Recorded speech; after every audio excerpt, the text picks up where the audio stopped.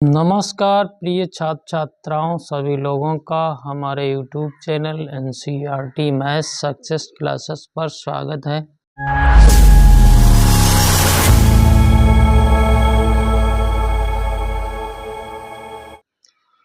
तो हम लोगों ने पिछले क्लास में एक्सरसाइज 3.1 को कंप्लीट कर लिया था। तो आशा करता हूँ आप लोगों के एक्सरसाइज 3.1 समझ में आई होगी, लेकिन आप लोग जब पूरा वीडियो देखेंगे तभी समझ में आएगी। आप लोगों के लिए लिंक हमने दिया हुआ है, वहाँ से आप लोग ओपन करके देख सकते हैं। आज हम लोग एक्सरसाइज 3.2 से पहले जो भी संक्रियाएं हैं अवयवों पर उन पर चर्चा करेंगे और आपको समझाने का प्रयास करेंगे। यानी कि आज के क्लास में हम लोग अवयवों का योग जोड़ यानी कि दो मैट्रिक्स को जोड़ना और दो मैट्रिक्स को घटाना और उनका गुणा करना, ये सब नियम समझेंगे कि कैसे मैट्रिक्स को जोड़ा जाता है, कैसे घटाया जाता है, कैसे गुणा किया जाता है। तो बहुत ही सिंपल है। तो आप लोग यहाँ समझिए, हमने हेडिंग डाली हुई है अवयवों पर संक्रियाएं operation on matrix intro exercise 3.2 से पहले जो भी हमारे पास है उस पर चर्चा करेंगे। अवयवों का योग। सबसे पहले हम लोग दो मैट्रिक्स को कैसे जोड़ सकते हैं। तो देखिए, दोनों matrix, suppose that A matrix व बी मैट्रिक्स, कोई दो मैट्रिक्स हैं, इनका दोनों का ऑर्डर समान होना चाहिए, समान क्रम होना चाहिए, समान क्रम होना चाहिए, तभी हम लोग इनको ऐसे ए प्लस बी कर सकते हैं। सपोज दैट ए बराबर आपके पास, एक उदाहरण से समझेंगे हम लोग, बिल्कुल सरल है। ये है ए बराबर और आपके पास बी मैट्रिक्स के बराबर, जैसे हमने कहा 5 3 और 6 7 है। तो हमें इन दोनों को यदि जोड़ना है तो बहुत ही सिंपल, यानी कि कक्षा 1-2 की तरह आपको जोड़ना है। तो देखिए, एक बार तो इनको दोनों को लिखेंगे आप, 1 3 5 4 मैट्रिक्स में लिख दिया आपने, प्लस लगाया, फिर लिख दिया 5 3 और 6 7 आपने लिख दिया। बिल्कुल बहुत सिंपल है, कक्षा 1-2 की तरह। ये जो एक है, इसके इधर वाले मैट्रिक्स में इसके संगत जो भी है उसको आपस में जोड़ दिया जाएगा। यानी 1 में 5, 3 में 3, 5 में 6, 4 में 7। बिल्कुल आप समझ गए होंगे। 1 और 3, 1 और 5 6 हो गया, 3 और 3 6 हो गया, 5 और 6 11 हो गया, 4 और 7 11 हो गया। बिल्कुल, ये देखिए जोड़ आपने समझ लिया। ये जोड़ है, ऐसे मैट्रिक्स को जोड़ा जाता है। ध्यान रहे दोनों का आर्डर समान ही हो, और जिस आर्डर के हम लोग ये मैट्रिक्स जोड़ते हैं उतने ही आर्डर का योग का मैट्रिक्स आता है। तो उतने ही आर्डर का योग का मैट्रिक्स आएगा। बिल्कुल, तो ये आप समझ गए होंगे, अवयवों का योग ऐसे किया जाता है, यानी कि जोड़ा ऐसे जाता है। तो ये आपने समझ लिया, एडिशन ऑफ मैट्रिक्स, ठीक है, ये आपने समझ लिया। अब हम लोग इसी प्रकार से घटाना समझेंगे। तो देखिए, दूसरी हेडिंग हमारी है अवयवों का घटाना। क्या है? अवयवों का अंतर। देखिए, बिल्कुल सरल है। अवयवों का अंतर। देखिए, हमारा क्षेत्र बाढ़ग्रस्त है, इसलिए यहाँ पर लाइट की समस्या है, इसलिए हम बोर्ड से कॉपी पर आ गए हैं। ये केवल 2-4 दिन की प्रॉब्लम है, नहीं तो हम लोग फिर बोर्ड पर ही सवालों को करेंगे और आपको समझाने का प्रयास करेंगे। अंतर में भी बिल्कुल जैसे हम लिखें, सपोज दैट हमारे पास दो मैट्रिक्स हैं, ए बराबर, सपोज दैट ये उदाहरण से समझ लेते हैं, कुछ है ही नहीं इसमें, 5 है, 3 है, 2 है, 4 है। और ये देखिए, इसी क्रम का दूसरा मैट्रिक्स बी बराबर, 1 है, 2 है, 1 है, 3 है, ऐसा लिख लिया हमने। बिल्कुल कुछ भी आप ले सकते हैं। दोनों का आर्डर देखिए, आप समझ रहे हैं, 2 क्रॉस 2 ही है, 2 क्रॉस 2 ये है। तो हमें a माइनस बी करना है, तो a माइनस बी कर दीजिए आप। एक बार आप लिख लीजिए यहाँ 2 4, ठीक है, और माइनस 1 2 1 3। बिल्कुल आप घटाना जैसे करते हैं उसी हिसाब से करेंगे। देखिए 5 के संगत क्या है, 1 है, तो 5 में से 1 घटा दीजिए, तो ये 4 हो जाएगा। 3 के संगत कौन सा एलिमेंट है, 2, 3 में से 2 घटा दीजिए तो 1 हो जाएगा। 2 में से 1 घटा देंगे, ये देखिए इसके संगत ये है, तो इसमें से 1 घटा देंगे, 1 रह जाएगा। 4 के संगत क्या है, 3, तो इसमें से भी आप घटा दें तो 1 रह गया। ये हम लोगों का घटाना हो गया, बिल्कुल आपने समझ लिया होगा। और ये उतना ही आर्डर आएगा जितने आर्डर के दोनों मैट्रिक्सों को हम लोगों ने घटाया था। तो ये आपने समझ लिया। अब देखिए एक आव्यूह का एक हेडिंग और है, तो देखिए क्या है, एक आव्यूह का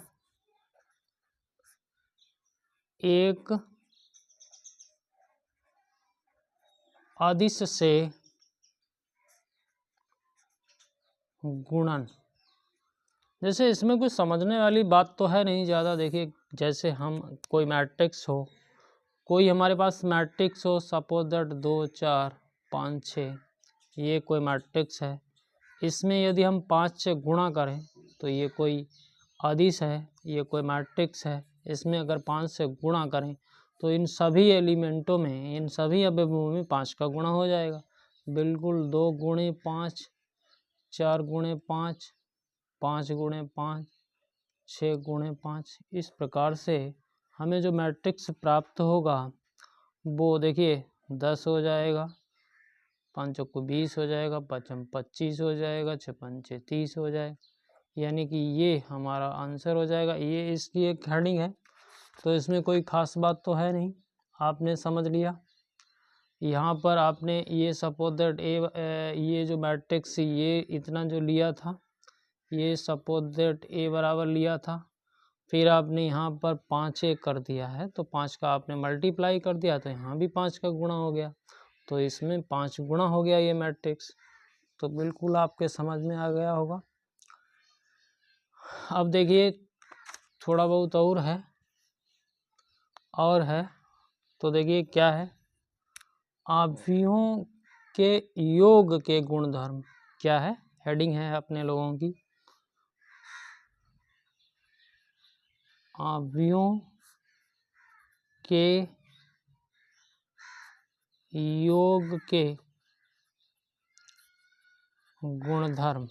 इसमें कुछ प्रॉपर्टीज हैं। पहली प्रॉपर्टीज है क्रम विनिमय नियम। क्या है, क्रम विनिमय नियम। अब आप लोग जानते हैं ये जोड़ की बात कर रहे हैं, योग की बात कर रहे हैं, तो यहाँ पर आप लोग समझें। जैसे सपोज दैट हमारे पास कोई ए मैट्रिक्स है, ठीक है, और बी मैट्रिक्स है, और ये समान कोटि m क्रॉस n के मैट्रिक्स हैं। तो हम लोग देखिए, हम लोग a प्लस बी कर दें तो निश्चित रूप से b प्लस ए आपस में बराबर आ जाएगा, कोई दिक्कत नहीं है। तो ये आपने समझ लिया। जैसे एक मैट्रिक्स ए है, एक मैट्रिक्स बी है, दोनों समान कोटि m क्रॉस n के हैं, तो a प्लस बी करें, b प्लस ए, तो दोनों बराबर होंगे। यानी कि संख्याओं का योग क्रम विनिमय है। तो बिल्कुल आपने समझ लिया। दूसरी हेडिंग बनती है इसमें साचार्य नियम, ठीक है, ज़्यादा ज़रूरत नहीं है, लेकिन हम लोग क्योंकि किताब में दिया है इसलिए पढ़ रहे हैं, ज़्यादा इसमें बकवास करने की ज़रूरत नहीं है। इसमें क्या होगा, ये भी योग का साचार्य नियम है। तो देखिए जैसे हम कहें कि हमारे पास A B C M cross N समान कोटि, तीनों की कोटि एक है, तो ए बी सी है। तो साचार्य नियम आप जानते हैं, ए प्लस बी प्लस सी, यानी इसको पहले आप जोड़ दें इनको दोनों को, तो आपको इस प्रकार से प्राप्त हो जाएगा बी प्लस सी, ये आपको मिल जाएगा। तो योग का साचार्य नियम भी इसमें फॉलो हो जाएगा, क्रम विनिमय नियम भी फॉलो हो गया। अच्छा, एक छोटा सा और है नियम, थर्ड नियम है योग के तत्समक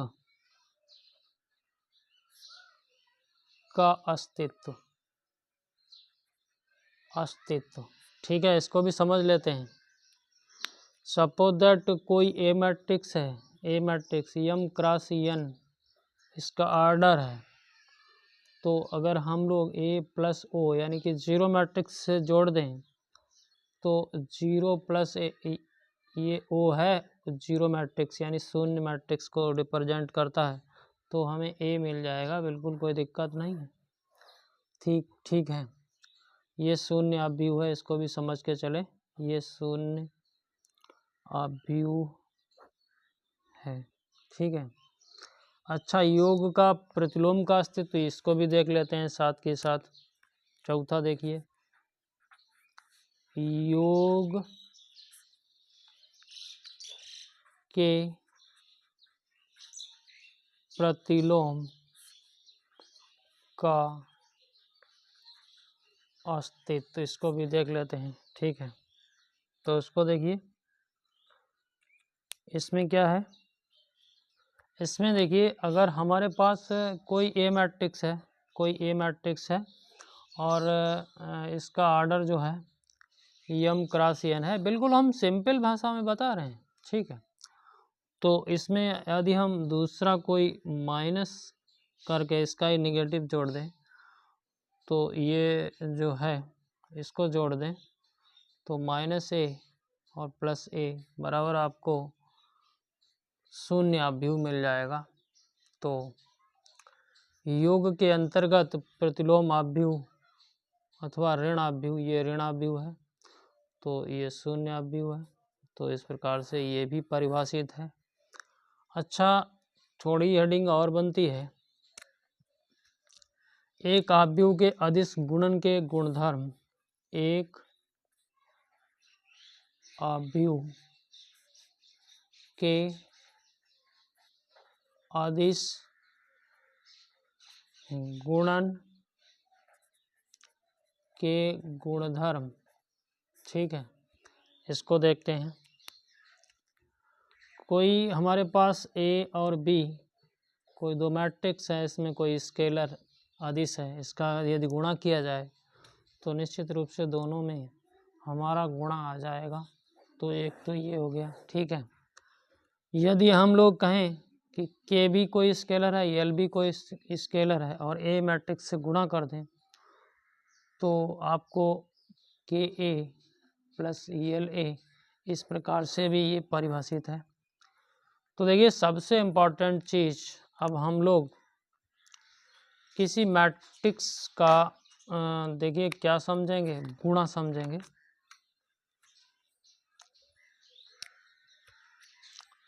देखिए, अवयवों का गुणन, ये बहुत इम्पोर्टेंट चीज, इसको अगर आपने समझ लिया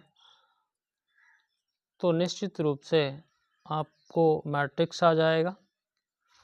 तो देखिए, इसको यदि आप लोगों ने समझ लिया तो आपको निश्चित रूप से मैट्रिक्स के सवाल करने आ जाएंगे। गुणा जो है वो जोड़ घटाना से थोड़ा सा अंतर है, इसमें थोड़ा सा अंतर है, थोड़ा सा कठिन भी लगेगा आप लोगों को, लेकिन कठिन है नहीं। ठीक है, सबसे पहले हम लोग, यदि हमारे पास दो अवयव हों ए और बी का हमें गुणनफल निकालना हो, गुणनफल ए बी निकालना हो, ए बी निकालना हो, तो आपको एक पॉइंट ज़रूर याद रखना होगा। क्या पॉइंट? जैसे आप यहाँ नोट कर लेते हैं, हम तब समझाएंगे। अवयव ए के स्तंभों की संख्या बराबर आव्यूह बी में पंक्तियों की संख्या। ये पॉइंट निश्चित रूप से आप ध्यान में रखें, याद तो कुछ नहीं करना है, लेकिन ये पॉइंट ध्यान में रखें। तो जैसे अगर हम बात करें तो देखिए, जैसे हमारे पास कोई ए मैट्रिक्स है और यम क्रॉस एन का है, और कोई बी मैट्रिक्स है, ठीक है, बी मैट्रिक्स है, उसको एन क्रॉस पी कह देते हैं। तो देखिए, यहाँ से आपके ये स्तंभ, इस ए मैट्रिक्स में स्तंभों की संख्या एन है और बी मैट्रिक्स में पंक्तियों की संख्या भी एन है। ये दोनों आपस में बराबर होने चाहिए, ये तब हमें जो मैट्रिक्स ए बी का गुणा होके मिलेगा वो यम क्रॉस पी ऑर्डर का मैट्रिक्स मिल जाएगा। तो आपने समझ लिया होगा। अब हम लोग गुणा करना सीखेंगे। तो देखिए, हम थोड़ा सा उदाहरण लेकर गुणा करके सिखाते हैं आपको, उदाहरण से। तो देखिए, जैसे हमारे पास ए मैट्रिक्स है, कोई 2 4 5 6, ये एक मैट्रिक्स है, ठीक है। हम एक बार ऐसे सिंपल सा उदाहरण ले रहे हैं, 5 6 और ये सपोज दैट 1 2, ठीक है। इसका हम लोग गुणा करेंगे। तो देखिए, आप सबसे पहला काम, ए में स्तंभों की संख्या, तो स्तंभ कितने हैं 2, और बी में, बी जो मैट्रिक्स है उसमें पंक्तियों की संख्या तो यहाँ भी 2 है। तो यानी अब हम लोग यहाँ पर a इंटू बी निकाल सकते हैं। ये हमारा एक तरीके से पहला रिजल्ट हो गया कि हम ए बी निकाल भी सकते हैं या नहीं निकाल सकते हैं, ये हमें पता करना होगा। यानी अब देखिए, आपने देखा तो स्तंभों की संख्या 2 है यहाँ, और यहाँ पर पंक्तियों की संख्या 2 है, तो ये दोनों आपस में बराबर हैं, इसलिए हम लोग a इंटू बी निकाल सकते हैं। तो लिखिए आप a इंटू बी। तो देखिए, 2 4 5 6, 2 4 5 6, इसको भी साथ में सटा के लिखिए, 5 6 1 2, ये आपने लिख लिया। बिल्कुल सरल है गुणा करना भी। तो देखिए, कैसे गुणा करेंगे हम लोग, बिल्कुल सरल है गुणा करना। इसका रो लेंगे, इसका क्या लेंगे, रो, और इसका कॉलम लेंगे, इसका रो और इसका कॉलम। तो देखिए कैसे लिखेंगे। देखिए, एक मैट्रिक्स बनाइए, 2 पंचे 10, 4 एकन 4, ये एक हो गया है, एक एलिमेंट हुआ है। 2 पंचे 10 और 4 एकन 4। फिर आप यही रो रखेंगे, दूसरा वाला कॉलम लेंगे, तो 6, ये 2 छंग 12 और 4 दूनी 8, ये दूसरा एलिमेंट हो गया, ठीक है। अब इस रो का दोनों स्तंभों से गुणा हो चुका है, तो इसको छोड़ दीजिए, ठीक है। अब इस रो में आइए, इस रो को और इस कॉलम को लेंगे, तो देखिए 5 25 6 एकन 6, ये हो गया। इसी रो का इस वाले कॉलम से भी कराएंगे, तो 6 पंचे 30 और 6 दूनी 12। अब हम लोग इसको सही से लिखेंगे, तो देखिए 14 हो गया है, और 12 8 20 हो गया है, 25 6 31 हो गया है, 30 12 42 हो गया है। तो हम लोग ऐसे गुणा करेंगे, तो यहाँ कोई प्रॉब्लम नहीं होनी चाहिए आप लोगों को, ठीक है। अब देखिए, एक क्वेश्चन हम लोग करते हैं इसका सरल सा गुणा वाला। अच्छा, एक बात, एक तथ्य हम आपको और बताना चाहेंगे। तो देखिए, ये ए बी मैट्रिक्स में ए बी बराबर बी, ये जरूरी नहीं है आपस में बराबर हो जाए, ठीक है। ये भी आप ध्यान रखें, जरूरी नहीं है, ठीक है। लेकिन समान कोटि के विकर्ण अवयवों का गुणन क्रम विनिमय होता है। क्या होता है? गुणन क्रम विनिमय विनिमय होता है। ठीक है, ये आप समझ के रहें। यानी कि इसमें देखिए समान कोटि के विकर्ण आव्यूह हों तो AB बराबर BA हो जाएगा। ये टॉपिक याद रखें।